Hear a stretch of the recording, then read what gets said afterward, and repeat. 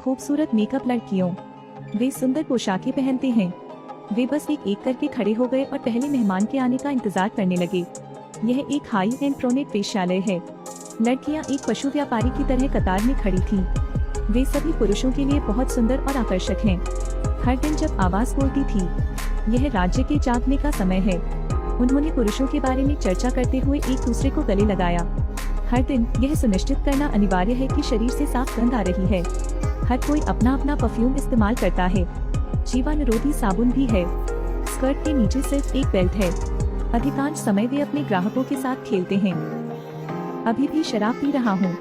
Wine glass के किनारे को सहलाने के लिए अपनी उंगलियों का उपयोग करें। इससे ऐसी ध्वनि निकलेगी कि लोग इसके दीवाने हो जाएंगे। वे और उनके ग्राहक खेल उत्सवों और कुलीनता के बारे में बात करते हैं। अपना सर्वश्रेष्ठ भाग प्रकट करने में सक्षम होना। अंत में वे ग्राहक को ऊपर ले जाते हैं। तब तक आनंद लें जब तक संतुष्ट ग्राहक चला न जाए। सुबह वे एक दूसरे का ख्याल रखते हैं। अपने दांत ब्रश करने और आवश्यकतानुसार स्नान करने के बाद वे अगले दिन तक सोए रहे। मैडम मेरी आकर्षक लड़कियों का चयन करेंगी। वे सभी बहुत सुंदर हैं। यहाँ कोई बच्चे नहीं हैं, कोई नई कठिनाइयाँ नहीं है और कोई आशा नहीं है। वे दिन ब दिन स्वप्निल जीवन जीते हैं। लड़कियाँ हर दिन खूब पैसे कमाती हैं, लेकिन ज्यादातर पैसे मैरी को वापस देने होंगे। केवल कुछ सिक्के ही रखे थे। वैसे भी मैरी को किराया देना होगा। सुंदर पोशाकें खरीदे और उन्हें भोजन उपलब्ध कराएं। केवल उन्हें अपनी सुंदर उपस्थिति बनाए रखने में सक्षम बनाने के लिए। उस दिन एक लड़की खुद ही आई और फिर अपनी बाहरी पर्दे उतार दी। उसने मैरी के सामने अपना शरीर प्रकट कर दिया। मैरी तुरंत उसके शरीर की ओर आकर्षित हो गई। उसकी आंखों के सामने यह लड़की एक अच्छा बीज है। उसने पूछा कि वह यहाँ क्यों आई है।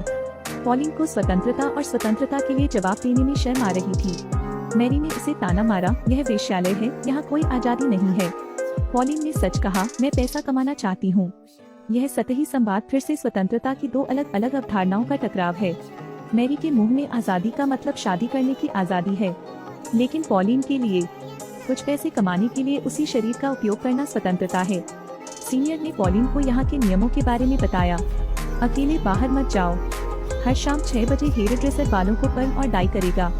अगर कोई शिकायत करता है कि वह साफ सुथरी नहीं है तो मैरी पैसे काट लेगी। हर दिन काम खत्म करने के बाद आपको अपने दांतों को ब्रश करना चाहिए। ध्यान से धोएं। वह पॉलिन को ग्राहकों पर नजर रखने का भी निर्देश देती है। यदि घाव या फुंसियां हैं तो उस ग्राहक से पैसे न लें। पॉलिन पूछती है कि हम कमरे में क्या करने जा रहे हैं। एक लड़की का कहना है कि वह उनसे बात करती है, अपने जीवन के बारे में बात करती है। थोड़ी वाइन पीना बेहतर रहेगा। उसे खुद का आनंद लेने का नाटक करना चाहिए। शाम को मैरी ने उससे उस आदमी से बात करने के लिए कहा जो उसे देखता रहता था। पूरी शाम वह उसे देखता रहा और मुस्कुराता रहा। वह बहुत खूबसूरत दिखता है। पॉलिन के लिए भी यह पहली बार कमाई करने का मौका है। मैडलिन यहाँ की सबसे खूबसूरत लड़की है। वह लंबी है, उसकी आंखें आकर्षक हैं और उसके होंठ आकर्षक हैं। एक बार एक आदमी एक रत्न लेकर आया। मैडलिन ने उससे पूछा कि क्या वह चाहता है कि मैं उससे शादी करूं। वह आदमी चुप रहा। उन्होंने मैडलिन से उन दोनों के एक साथ रहने का विवरण बताने को कहा। यह उनका एक अनुरोध मात्र है। उन्होंने मैडलिन को बांधने की पेशकश की। उसने मैडलिन का मुंह चाकू की धार से काट दिया। मैडलिन की लगभग जान ही चली गई। चोट का निशान उसके कान के पास तक फैल गया। मैडलिन का चेहरा मुस्कुराता हुआ बन गया। अब उसके पास कोई ग्राहक नहीं है, वह बस काम चला रही है। आमतौर पर कपड़े धोने या सफाई में मदद करते हैं। शाम को जब ग्राहक आएंगे तो वह सिर पर स्कार्फ पहनेगी। एक दिन एक रहस्यमय आदमी आया। उसने मैडलिन से एक रात खरीदी। उन्होंने मैडलिन से हिजाब उतारने को कहा और फिर उसे चूम लिया। उसने पूछा कि उसके चेहरे पर क्या खराबी है। मैडलिन ने कहा कि यह उसके एक ग्राहक द्वारा बनाया गया था। उसे लगा कि यह एक प्रेम कहानी है। फिर उस आदमी ने उसका मुंह काट दिया। उस आदमी ने कहा कि यदि तुम मुक्त होना चाहते हो तो मैं तुम्हें छुड़ा सकता हूँ। मैडलिन ने मना कर दिया। वह बाहर मुंह करके क्या कर सकती है। पूरी रात वह आदमी मैडलिन के पास चुपचाप सोता रहा। मैरी 2 बच्चों की माँ है। पति की मृत्यु के बाद उन्होंने अकेले ही 2 बच्चों की परवरिश की। उसके लिए ऐसी नौकरी ढूंढना लगभग असंभव था जो अधिक पैसा कमा सके। उसे कुछ खूबसूरत लेकिन गरीब लड़कियां मिली। एक महंगा घर किराए पर लें, फिर मकान मालकिन बनना शुरू करें। उसने जल्दी पैसा कमाया। कुछ ही सालों में ये जगह पेरिस का सबसे हॉट वेश्यालय बन गई है। लेकिन किराए ने उसे महसूस कराया कि पैसा जुटाना कठिन होता जा रहा है। काम के अलावा लड़कियां एक दूसरे से प्यार करेंगी। वे पिकनिक के कपड़े पहनते हैं। आइए बात करते हैं कि किसी पुरुष को ना कैसे कहें। उनमें से कुछ कर्ज में हैं, कुछ अपने बच्चों के लिए हैं, कुछ लोग फिरौती की रकम जमा कर रहे हैं। वे पानी में कूद गए और धूप में खेलने लगे। यह एक ऐसा समय है जिसे वे सब भूल सकते हैं। मैरी से लड़कियों ने ग्राहकों के इतिहास के बारे में पूछा। ऐसे लोग हैं जो बुनाई का काम करते हैं, ऐसे लोग हैं जो कागज बनाते हैं और कई रईस हैं, लेकिन वे सबसे उदार नहीं हैं। उस दिन डॉक्टर ट्रोनेट ने लड़कियों के स्वास्थ्य की जांच करने आई। लड़कियां कम पैसे कमाने से नहीं डरती, ग्राहकों द्वारा इसे मुश्किल बना देने से नहीं डरती। उन्हें बीमार पड़ने का सबसे ज्यादा डर रहता है। जिस दिन उन्होंने डॉक्टर को देखा वह दिन था जब वे सबसे अधिक चिंतित थे। वे कुर्सियों पर साफ सुथरे तरीके से बैठे अपनी बारी का इंतजार कर रहे थे। वे ग्राहक को देखने की अपेक्षा डॉक्टर को देखने से अधिक घबराते हैं। आखिरकार डॉक्टर ने घोषणा की कि जूली को सिफिलिस है। जूली ने कहा कि वह अपनी किस्मत को स्वीकार करती है। वह बस अपने आखिरी दिनों में यही रहना चाहती थी। वह बाहर से ठीक दिख रही थी, लेकिन उसके आंसू गीले थे।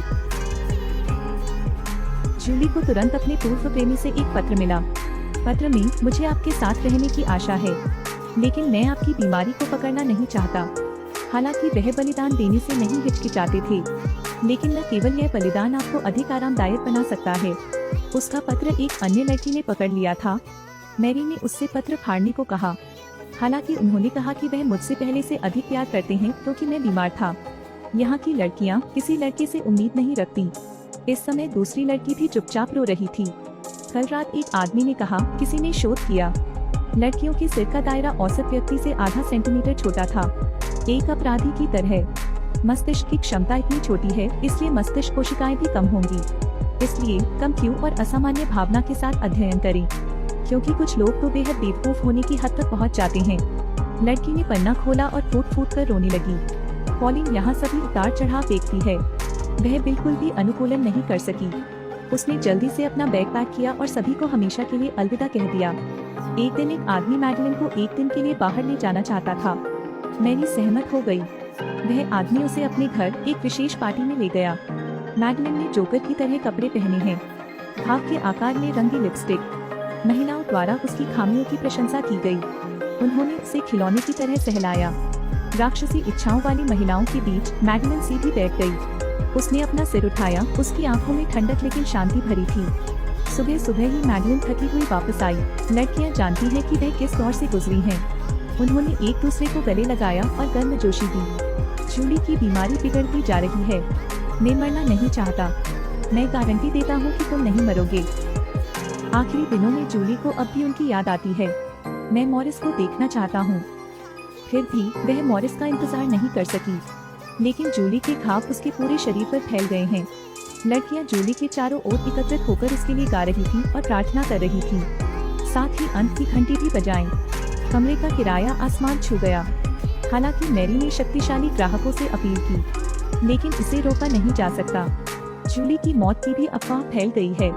यहाँ मूलतः एक गर्म बिस्तर था। प्रतिष्ठा कमरे की बढ़ी हुई दरों से भी अधिक डरावनी है। ट्रोनेट खत्म हो रहा है।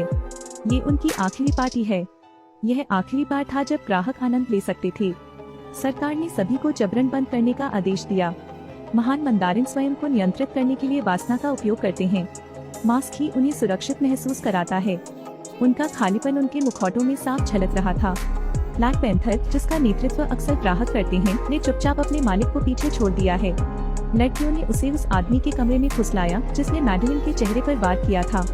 लड़की ने भी चुपचाप दरवाजा बाहर से बंद कर दिया। पैंथर ने अपना सिर नीचे किया और सामने वाले आदमी को खोलकर देखा। इसके मुंह से गुर्राने की आवाज आई। उसने अपना आधिपत्य दिखाने के लिए अपनी पूंछ भी हिलाई। डरा हुआ आदमी। दरवाजे के बाहर लड़कियां फैसले का इंतजार कर रही हैं। मैडलिन को अभी भी अक्सर दर्द को दबाना पड़ता है। कभी कभी मुझे रस्सी और चाकू की याद आती है और उस आदमी का चेहरा।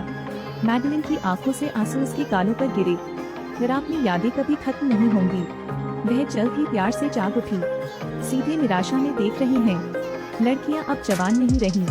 उन्हें नहीं पता कि उन्हें कहाँ जाना चाहिए। लाइटें बुझने के बाद पेरिस का सबसे आलीशान ट्रोनेट वेश्यालय बंद कर दिया गया। 100 साल बाद पेरिस जाने का समय आ गया है। व्यस्त सड़क पर लड़कियां सड़क पर खड़ी थीं। उनका आकर्षण खत्म नहीं हुआ है। उनकी मुद्राएं और भाव अभी भी शांत हैं। दूसरी कार से निकली लड़की बिल्कुल ट्रोनेट की समीरा जैसी लग रही थी। यह लोगों को 100 साल पहले की हलचल भरी रात में वापस खींचने जैसा है। वे एक ध्वनि निकालते हैं जिसे मर्मेड अनुनाद कहते हैं। यह फिल्म 1900 में पेरिस के प्रोनेट वेश्यालय की कहानी बताती है। लड़कियों की किस्मत पूरी इंडस्ट्री की छवि है। 19वीं सदी के संदर्भ में अधिकांश यूरोपीय महिलाएं परिवार तक ही सीमित थी। भले ही उनमें से एक छोटा सा हिस्सा काम पर जाता है, वे केवल निम्न स्तर के काम ही करते हैं। कठिन परिवारों में जन्मी कई लड़कियों को बचने के लिए गांव में कदम रखना पड़ता है। यह पेशा समाज के कूड़ा कार्य को वहन करता है। प्राचीन काल से लेकर हर सभ्यता, हर देश में वेश्यालयों का इतिहास होगा। शिंगतांग राजवंश की युवा युवती से लेकर प्राचीन यूनानियों की वेश्या तक, ब्रॉडवे के नर्तकों से लेकर टोक्यो के गायकों तक, हर कोई उन छवियों को लेकर आया है। फिर से अनंत पूर्वाभास लाता है। मुझे नहीं पता कि गांव में कितने लोग अपनी जान दे चुके हैं। पश्चिम के वान गाग, नीचे फ्लॉबर्ट, मोपासेंट, शोपेनहावर, सम्राट डोंगट्री, पूर्व के दो म्यूट, यहाँ आधुनिक थाई नगाक और अनगिनत अन्य भी हैं। फिल्म में सभी प्रॉप्स और पोशाकें नकली हैं। लड़कियों का शरीर एक ऑयल पेंटिंग की तरह होता है। पिछली सदी के फ्रांस के सबसे शानदार वेश्यालय को फिर से बनाएं। वेश्याओं में लड़कियों की लड़ाई से अलग इस नाटक में लड़कियों की भावुक भावनाओं को दर्शाया गया है। लड़कियों का भाग्य, एक युग की हलचल और नीरसता। लड़कियां कभी नौकरियां थीं, कभी बेटियां या मां भी। फिल्म सीधे तौर पर उनके दुखद भाग्य का चित्रण नहीं करती है। उदाहरण के लिए स्माइली लड़की नष्ट हो जाने के बाद भी वह जीवित रहने के लिए दृढ़ संकल्पित थी। पीड़ा के विरुद्ध लचीलापन और संयम और भी अधिक आकर्षक हैं। जब उसकी आंखों से सफेद तरल पदार्थ निकला तो वह मुक्तिदायक था। जिस व्यक्ति को कमरे में फुसलाकर लाया गया था उसके नतीजे सार्वजनिक नहीं किए गए। मुझे विश्वास है कि आपके दिलों में आपका अंत सबसे उत्तम होगा। बस आज ही यहाँ आ जाओ। अगले वीडियो में मिलते हैं।